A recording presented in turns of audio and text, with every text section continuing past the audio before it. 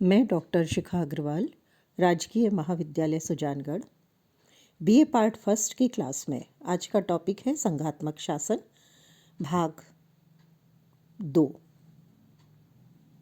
हमने अपनी पिछली क्लास में संघात्मक शासन के बारे में पढ़ा, जिसमें हमने देखा कि संघात्मक शासन एक ऐसी व्यवस्था है जिसमें शासन शक्ति को 2 भागों में बांटा जाता है ताकि विस्तृत और विशाल भूभाग वाले और बड़ी जनसंख्या वाले राज्यों में कार्य करना आसान रहे।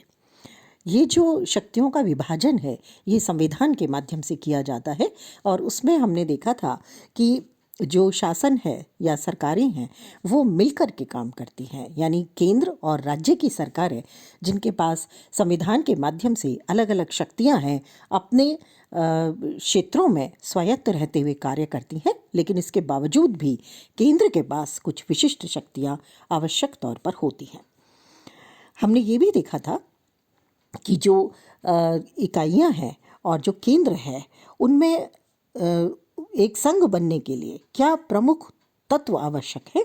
इसमें हमने देखा था कि किसी भी संघ शासन में एक लिखित संविधान का होना आवश्यक है और इसके साथ साथ उस संविधान की सर्वोच्चता भी आवश्यक है ताकि उसके माध्यम से जो शक्तियों का विभाजन हुआ है वो केंद्र और राज्य दोनों पूरी तरह से स्वीकार करें।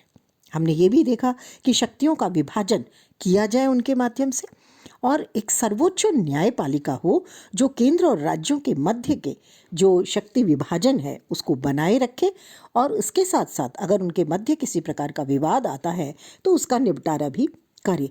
तो इस तरह से हमने देखा कि संघात्मक शासन के लिए कुछ आवश्यक तत्व हैं। इसके अलावा कुछ अन्य तत्व भी हैं जो सभी संघात्मक राज्यों में नहीं पाए जाते, जैसे दोहरी नागरिकता है, केंद्रीय व्यवस्थापिका का जो उच्च सदन है उसमें इकाइयों को प्रतिनिधित्व है, संविधान संशोधन में राज्यों को भी महत्व देना है।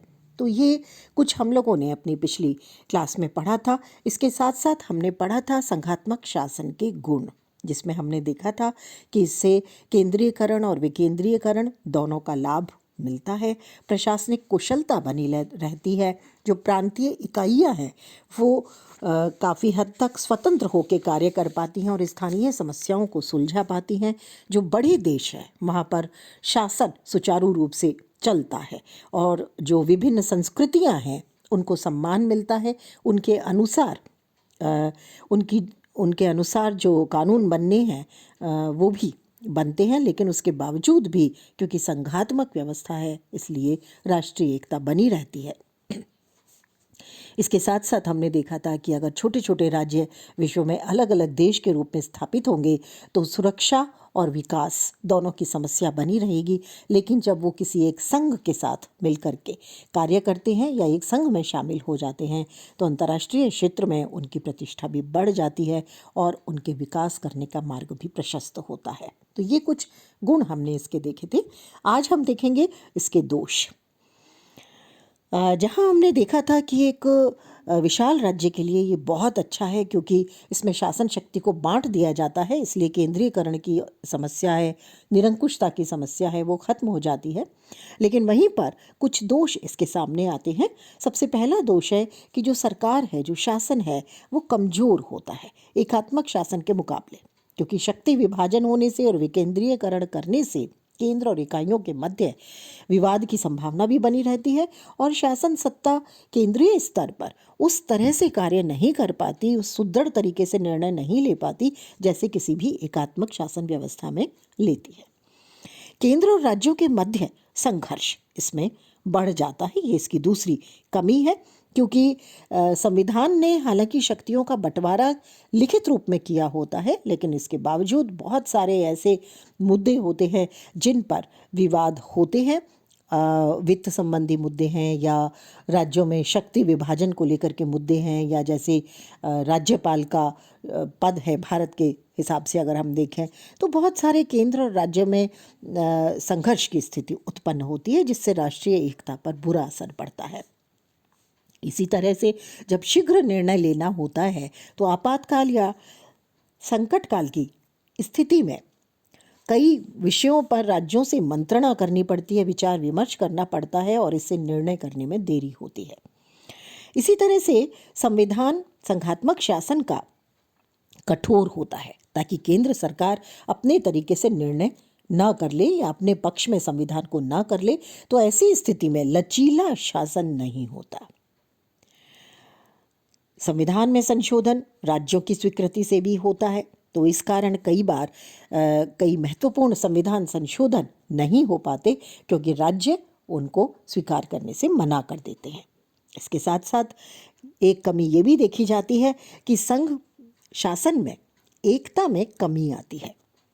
दोनों स्तरों पर दो विरोधी राजनीतिक दलों का शासन सामान्य तौर पर होता है, तो ऐसे में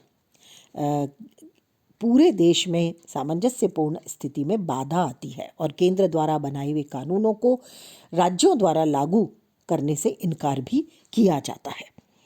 इसी तरह से न्यायपालिका बहुत महत्वपूर्ण हो जाती है, यहाँ तक कि व्यवस्थापिका पर भी हावी होने की स्थिति इसमें बन जाती है।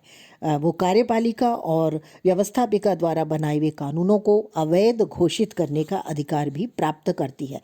तो ऐसी स्थिति में कई बार जो जन उपयोगी कानून हैं वो पारित नहीं हो पाते। इसके साथ साथ जो शासन है वो भी बहुत कुशल नहीं होता, कुशलता का अभाव उसमें देखने को मिलता है। शासन में निर्णय में देरी होती है और उत्तरदायित्व की स्थिति भी डामाडोल रहती है, इसलिए उत्तरदायित्वहीनता की प्रवृत्ति भी इसमें बढ़ती है। तो ये तो हुई इसकी कमियां। अब देखते हैं संघ निर्माण के लिए आवश्यक शर्तें क्या हैं, क्योंकि सामान्य तौर पर संघ दो तरह से बनता है। या तो केंद्र बहुत बड़ा है तो उसे छोटे टुकड़ों में बांट करके संघ राज्य की स्थापना की जाती है, या छोटे छोटे राज्य मिलकर संघ का निर्माण करते हैं। तो उसकी सफलता कब संभव है? तो सबसे पहली जिसमें बात आती है वो है संघ निर्माण की इच्छा। जब छोटी इकाइयां या छोटे राज्य संघ निर्माण करने की इच्छा रखते हैं, वो चाहते हैं कि हमारे सामान्य हितों के लिए एक सामान्य सर्वोच्च सत्ता स्थापित हो, तो उस स्थिति में काफ़ी हद तक संघ का निर्माण होता है। संघ को बनाने वाली इकाइयों में राष्ट्रीयता की भावना होनी चाहिए। संघ का निर्माण करने वाली इकाइयां यूनियन यानी एकत्व चाहती हों, और ये एकत्व जब चाहेंगी तभी एक संघ का निर्माण होता है। दूसरी महत्वपूर्ण बात है उनकी भौगोलिक समीपता, यानी जितनी भी इकाइयां हैं, जितनी भी छोटे राज्य हैं, वो पास पास होने चाहिए। अगर उनमें दूरी है तो निश्चित रूप से एक सुदृढ़ संघ का निर्माण नहीं हो सकता।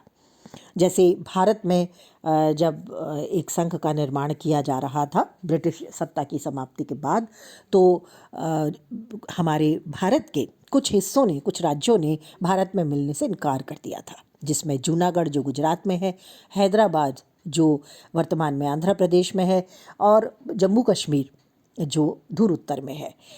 ऐसी स्थिति में जूनागढ़ जो गुजरात का हिस्सा था, गुजरात में था, वर्तमान गुजरात में है हम कहें, तो वो राज्य के बीच में था। अगर वो स्वतंत्र रहता है तो भारत के लिए भी खतरा था और उसके स्वयं के लिए भी खतरा था। यही स्थिति हैदराबाद के लिए थी।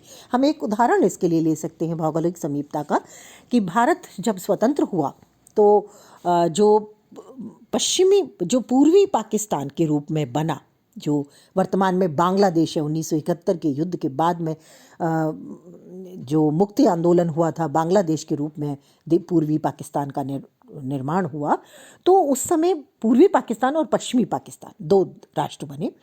भौगोलिक दूरी बहुत ज़्यादा थी उनके बीच में। उस स्थिति में जो पश्चिमी पाकिस्तान था यानी वर्तमान पाकिस्तान, वहाँ उसने पूर्वी पाकिस्तान को अपने पक्ष में रखने के लिए वहाँ पर बहुत अत्याचार के परिणाम स्वरूप वहाँ काफ़ी विरोध हुआ, और उस दमन के विरोध में उन्होंने एक तरह से भारत से सहायता मांगी और मुक्ति आंदोलन चलाया मुजीबुर रहमान के समर्थन में, और इस तरह से बांग्लादेश का जन्म हुआ। तो भौगोलिक समीपता नहीं होना एक बहुत बड़ी कमी होगी, और ऐसे में राज्यों का बने रहना बहुत मुश्किल होता है। तो इसलिए आसपास उनका होना जिससे राष्ट्रीय भावना उत्पन्न हो और निश्चित रूप से एकता उनकी बनी रहे। तीसरा जो आवश्यक रूप से देखा जाता है वो राजनीतिक संस्थाओं और सामाजिक प्रथाओं में उनकी समानता होनी चाहिए। जैसा कि केसी वियर ने कहा कि जिन लोगों में समान राजनीतिक संस्थाएं विद्यमान थीं या जिनमें समान राजनीतिक संस्थाओं के कुछ तत्व मौजूद थे, उन्हीं में संघ निर्माण की इच्छा पैदा हुई। यानी वो तभी संघ बनाते हैं जब उनमें कुछ समानता होती है। समान संस्थाएं होने से मिलजुल कर काम करने की एक प्रवृत्ति जन्म लेती है।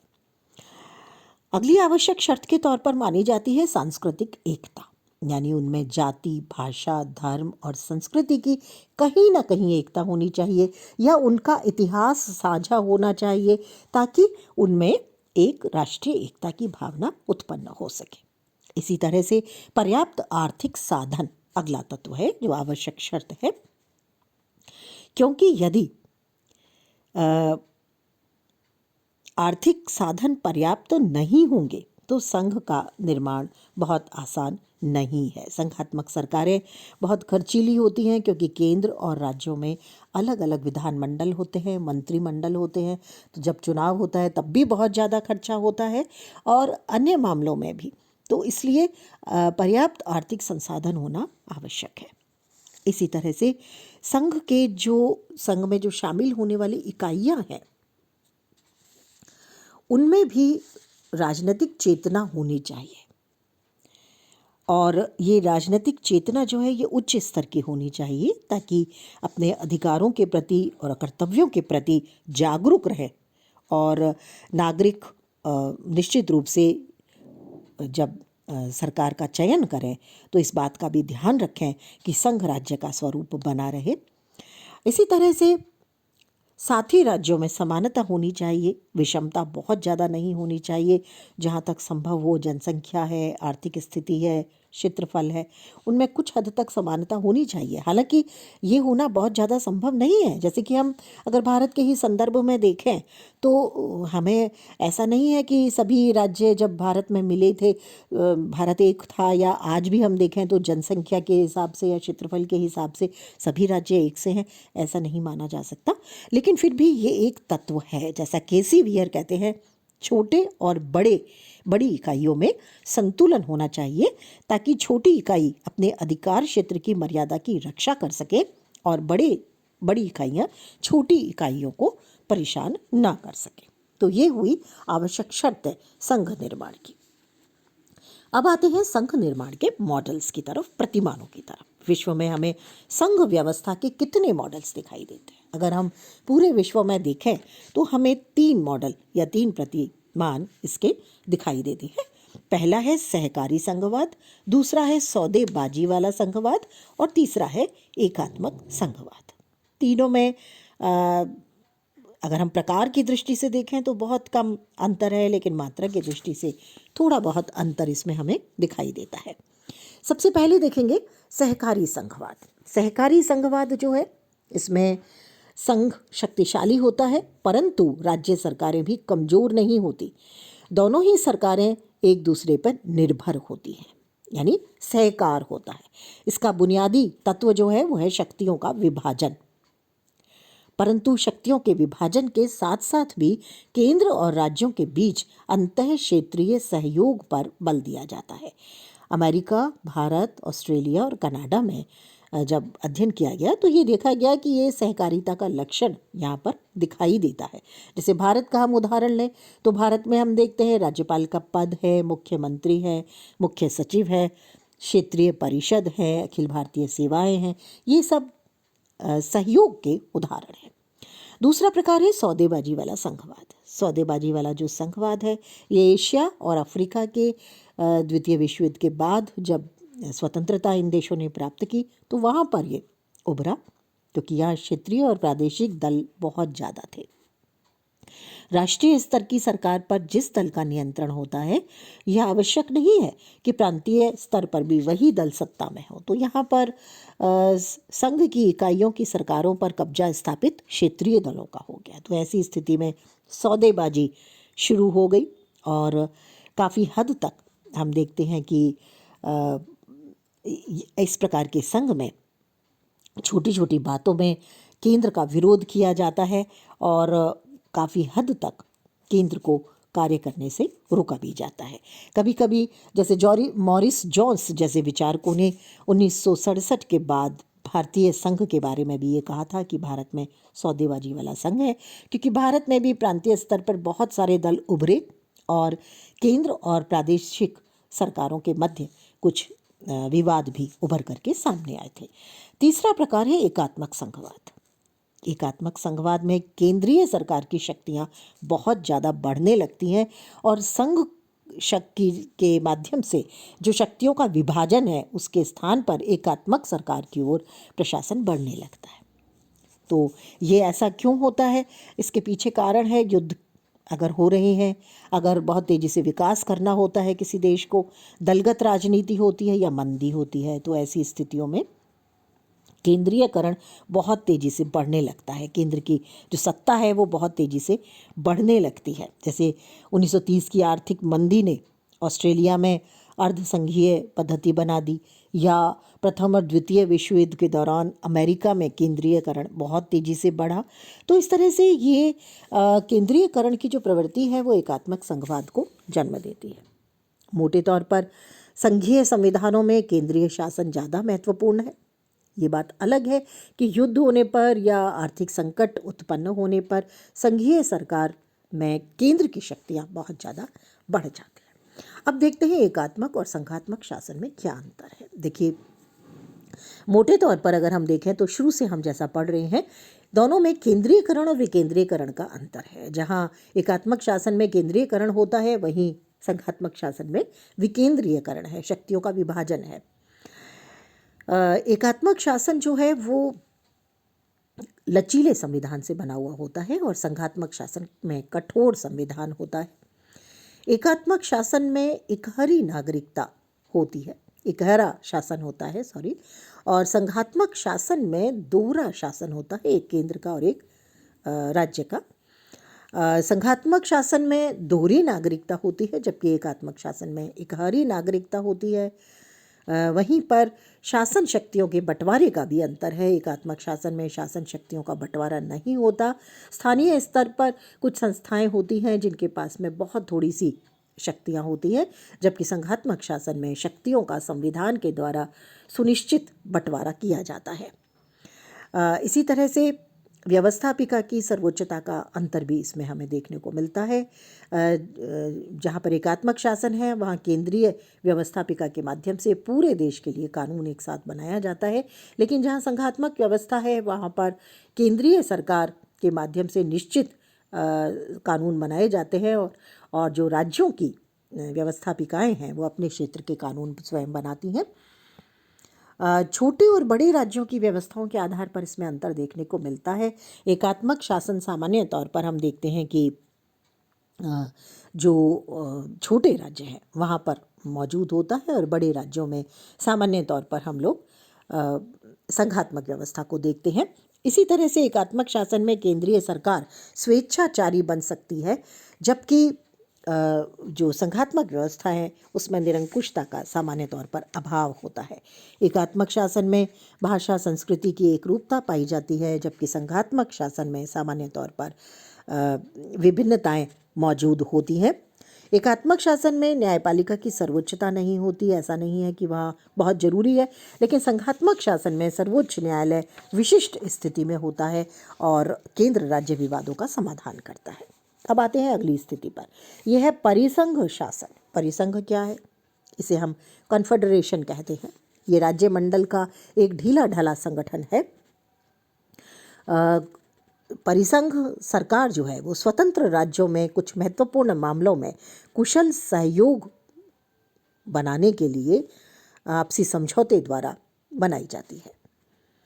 परिसंघ के जो राज्य होते हैं वे स्वतंत्र और संप्रभु होते हैं, उनकी मौलिक सत्ता होती है, लेकिन कुछ विशिष्ट उद्देश्यों जिसमें खास करके सुरक्षा आता है, आर्थिक सहयोग आता है, उनके लिए वो कुछ शक्तियां परिसंघ सरकार को दे देते हैं और उसी के आधार पर परिसंघ का निर्माण होता है। परिसंघ में नागरिकों की जो निष्ठा है वो केंद्र के स्थान पर या परिसंघ के स्थान पर राज्य सरकारों के प्रति रहती है। उनका अस्तित्व जो है वो राज्यों की इच्छा पर निर्भर करता है। यानी परिसंघ तभी तक बना रहेगा जब तक राज्य चाहेंगे। जब राज्य उससे अलग होना चाहेंगे तो वो उससे अलग हो जाएंगे। परिसंघ स्थायी नहीं होता। जब परिसंघ के राज्यों के मध्य युद्ध होता है तो वो अंतर्राष्ट्रीय युद्ध कहलाता है, जबकि संघ के राज्यों के मध्य अगर विवाद है तो वो गृह युद्ध की स्थिति होती है या आपसी विवाद होता है। परिसंघ का निर्माण जो है वो संधि या समझौते के माध्यम से होता है। तो इस तरह से इन दोनों के मध्य भी अंतर है।